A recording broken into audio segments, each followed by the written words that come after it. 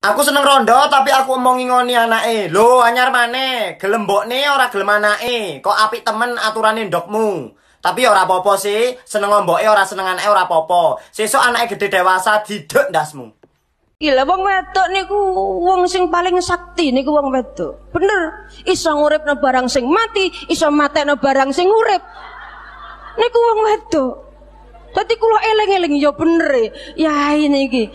Nasihati kula niku, panjenengan wong wedok iku panjenengan manusia yang sakti. Ora ana manusia sedunia sing saling sakti kecuali wong wedok.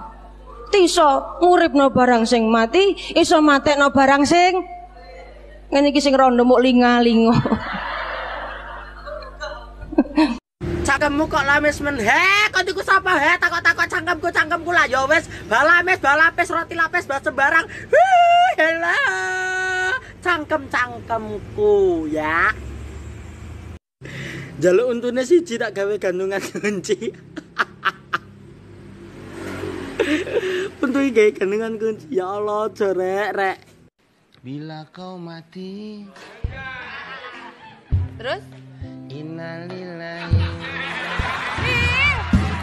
Yang romantis. Romantis, itu juga romantis dimandiin.